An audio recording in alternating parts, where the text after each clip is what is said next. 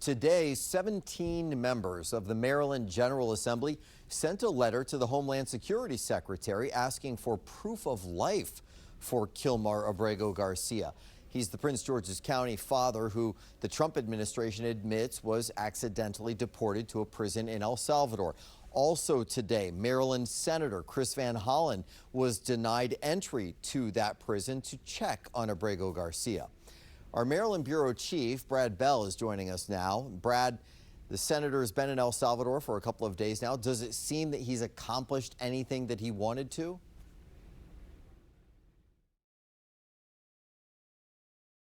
No, it seems like he's coming back empty-handed. We're here at Dulles because we thought he was coming back this afternoon. It turns out now he's catching a flight that doesn't arrive here till the middle of the night, 2:45 a.m. But he did speak today. We did hear from him, and he's admitting he did not accomplish his mission. Our goal was very simple today, which was to check on the health and well-being of Kilmar. Senator Chris Van Hollen admitting after 2 days in El Salvador that his mission there has been largely unsuccessful. Yesterday, he was told by the nation's vice president he could not visit Kilmar Abrego Garcia. Today, soldiers, he says, prevented him from going to the Secot prison where Garcia is reportedly being held. As the White House continues to claim Garcia is a dangerous gang member, Van Hollen is defending his trip as about more than Kilmar, who was deported and imprisoned in violation of an immigration judge's order.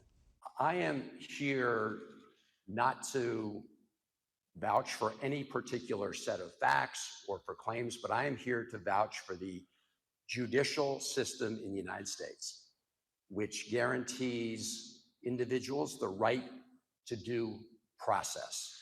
And that is the difference between being illegally detained and abducted, like Kilmar Abrego Garcia, and the right to have your day in court and present the facts. We have also learned that Maryland 4th District Representative Glenn Ivey is planning a trip to El Salvador in early May, when he has been led to believe he will be able to do a welfare check.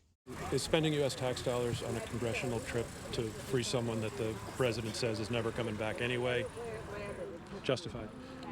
What isn't justified is spending U.S. tax dollars to send a man down there who a judge said should not be sent there.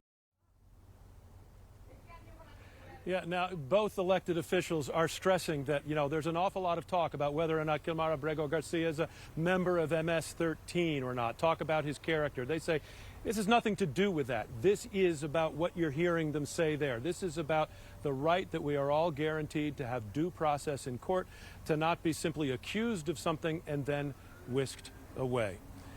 At Dulles, Brad Bell, 7 News.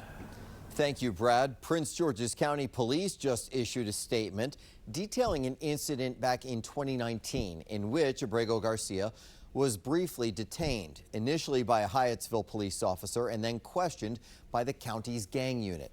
The department's statement confirms our reporting. The detectives believed Abrego Garcia displayed, quote, traits associated with MS-13 gang culture. The statement cites tattoos, clothing, and information from a source.